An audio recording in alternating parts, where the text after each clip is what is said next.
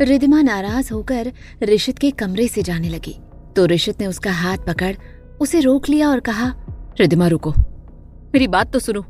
Riddhima cute सी शक्ल बनाते हुए बोली, नहीं, मुझे कुछ नहीं सुनना। तुम बहुत बुरे हो, बहुत ज्यादा बुरे हो।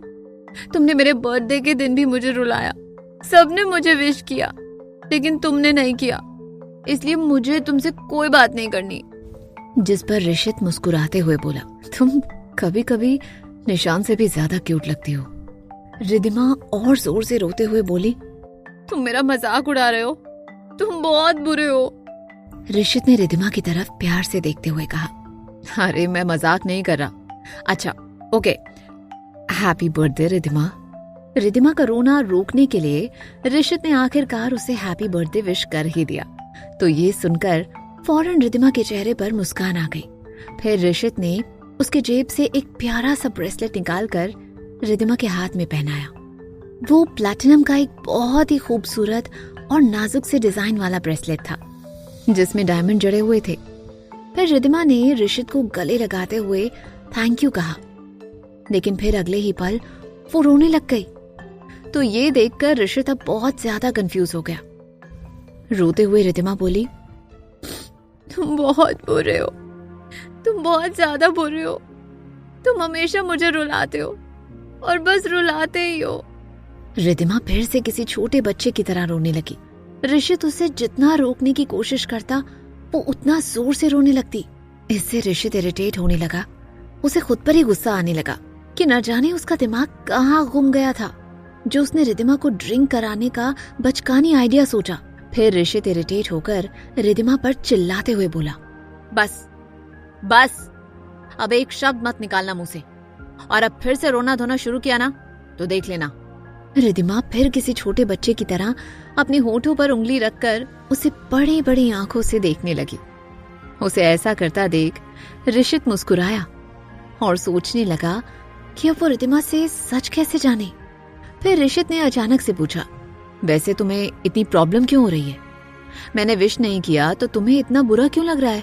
रिद्धिमा वैसे ही होठों पर उंगली रखे हुए बड़ी बड़ी आंखों से क्यूट सी शक्ल बनाते हुए ऋषित को देखती रही। ऋषित रिद्धिमा के पास आकर उसके होठों पर से उंगली हटाते हुए इरिटेट होकर बोला, अब कुछ बोलो भी। रिद्धिमा ने मासूमियत से कहा, पर तुमने ही तो कहा ना कि अब एक शब्द मत बोलना। ऋषित ने धीरे से मुस्कुराते हुए कहा, अब बोल सकती हो तो बताओ कि मैंने तुम्हें विश नहीं किया तो तुम्हें इतनी क्या प्रॉब्लम हो रही है? रिद्धिमा ने शक्ल बनाते हुए कहा, तुम हमेशा ऐसे ही करते हो, मुझे रुलाते हो और मुझ पर ही गुस्सा करते हो। तुमने मुझे बर्थडे के दिन भी रुलाया और गुस्सा किया, और मैं हमेशा तुम्हारा साथ देती हूँ, पर तुम मुझ पर ही सारे जुल्म करते हो। ऋषित ने उनकी बातचीत सही ट्रैक पर लाते हुए कहा, अच्छा कब साथ दिया तुमने मेरा?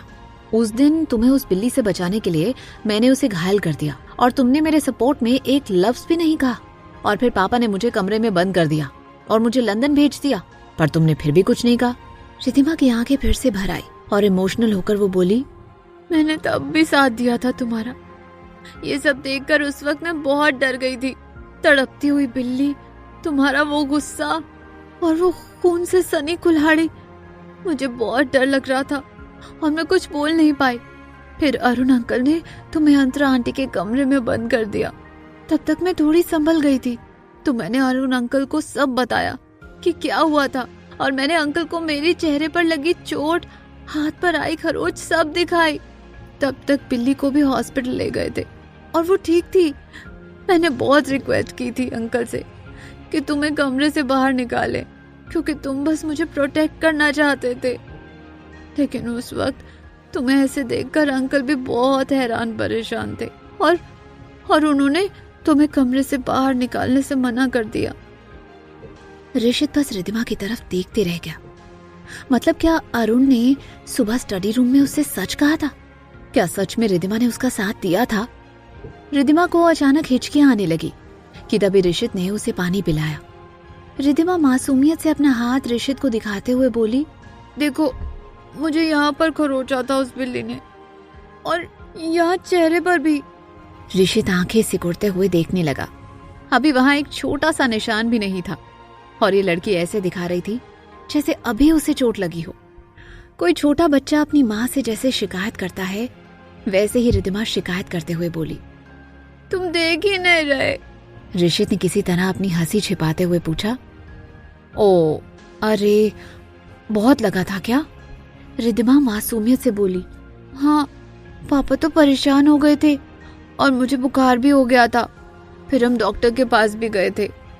लेकिन फिर अचानक से सीरियस होते हुए रिद्धिमा ने आगे कहा, फिर मुझे पता चला कि अगले दिन तुम्हें लंदन भेज रहे हैं।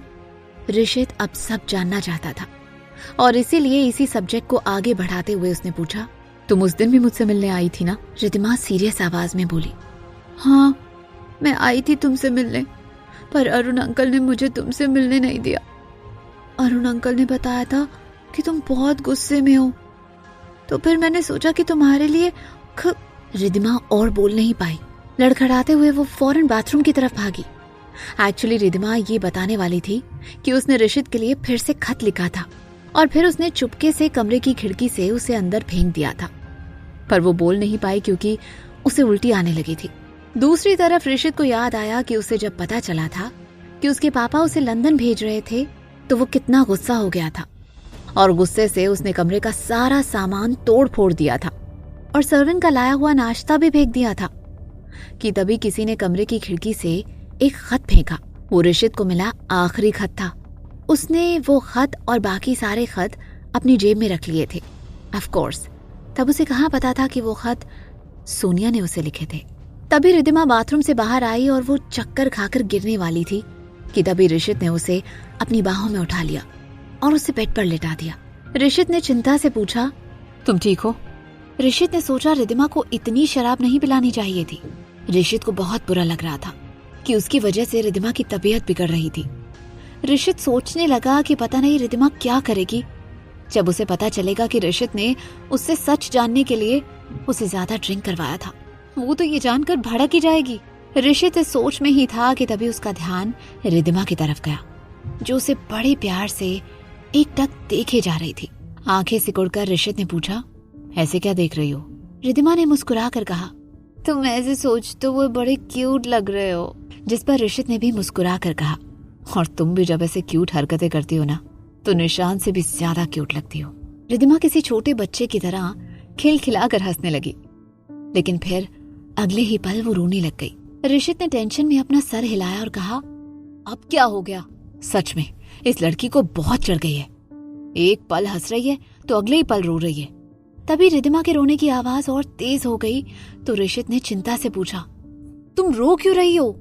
रिद्धिमा ने अचानक से ऋषित की कॉलर पकड़कर उसे अपने पास खींचा और कहा, तुम ना मुझे बहुत रुलाते हो। तुम बहुत बुरे हो। तुम्हें पता ही नहीं कि मैंने तुम्हारे लिए क्या क्या किया है, पर तुम कुछ समझते ही नहीं। बस मुझ पर गुस्सा करते हो और मुझे ताने मारते हो। तुम बहुत बुरे हो, बहुत ज्यादा बुरे। ऋषित भी अब सारा सच जानना चाहता था, इसलिए ऋषित ने उत्सुकता से पूछा, अच्छा ऐसा क्या क्या किया तुमने मेरे लिए? रिद्धिमा ऋषित को उन खत के बारे में बताने वाली थी, पर तभी ऋषित का फोन बजने लगा। ऋषित ने फोन कट करके फोन साइड टेबल पर रख दिया, लेकिन तब तक रिद्धिमा बेड पर लेट गई थी। ऋषित ने बात आगे बढ़ाने की कोशिश करते हुए पूछा, तुम कुछ कह रही थी ना? रिद्धिमा ने क्यूट सी शक्ल बनाई और कहा, मैं भूल गई। ऋषित अब किसी तरह पूरा सच जानना चाहता था, इसीलिए वो फिर से कोशिश करते हुए बोला, अरे याद करो ना, हम लोग वो उस दिन की बात कर रहे थे जब मेरे पापा ने जबरदस्ती मुझे लंदन भेज दिया था। रिद्धिमा की आंख फिर से भर आई और वो बोली, मुझ पर विश्वास करो ऋषित, मैंने सच में अरुण अंकल से सच कहा था कि तुम बस मुझे प्रोटेक्ट करने के लिए उस बिल्ली को रोकना चाहते थे। मैंने उन्हें बताया था कि तुम्हारा इरादा गलत नहीं था, और जब मुझे पता चला कि वो तुम्हें लंदन भेज रहे हैं तब भी मैंने अरुण अंकल को बहुत मनाने की कोशिश की थी कि तुम्हें लंदन ना भेजे, पर अंकल ने कहा कि जब तक तुम यहाँ रहोगे अंतरा आंटी की याद तुम्हें आती रहेगी और तुम ठीक नहीं हो पाओगे। और वहाँ लंदन में बहुत बड़े डॉक्टर हैं, डॉक्टर रॉय, उनकी ट्रीटमेंट से तुम ठीक हो जाओगे, तो इसीलिए तुम्हारा यहाँ से दूर जाना ही सही है। तो मुझे लगा शायद इसी से तुम जल्दी ठीक होकर वापस आ जाओगे। रिद्धिमा ने इतना बोलकर आंखें बंद कर ली। तभी ऋषित को याद आया कि कैसे उसके पापा उसे जबरदस्ती लंदन भेज रहे थे। ऋषित को 2 हट्टे कट्टे सर्वेंट्स ने पकड़ रखा था और वो खींचते हुए से कार की तरफ ले जा रहे थे। ऋषित उनसे खुद को छुड़वाने की कोशिश करते हुए चिल्लाते हुए बोला, मुझे नहीं जाना। अब आप मुझे मेरी माँ की यादों से भी दूर कर रहे हैं, छोड़िए मुझे। तभी ऋषित को कार के पास सुहास के साथ रिद्धिमा खड़ी दिखी। रिद्धिमा को देख ऋषित और ज्यादा जोर से चिल्लाते हुए बोला, कैसी दोस्त हो तुम रिद्धु? जब मुझे तुम्हारी जरूरत है तो मेरा साथ नहीं दे रही, मेरे लिए एक लफ्ज नहीं बोल रही हो तुम, तो इसीलिए आज से तुम मेरी दोस्त नहीं हो। हमारी दोस्ती खत्म रिद्धु, मुझे तुम्हारी जैसी दोस्त नहीं चाहिए। रिद्धिमा रोते हुए बोली, नहीं नहीं ऋष, ऐसा नहीं है, मेरी बात सुनो। लेकिन ऋषित को कुछ सुनना ही नहीं था। वो उन सर्वेंट्स की गिरफ्त से छूटने की कोशिश कर रहा था, लेकिन कर नहीं पाया और उन्होंने ऋषित को गाड़ी में बिठा दिया।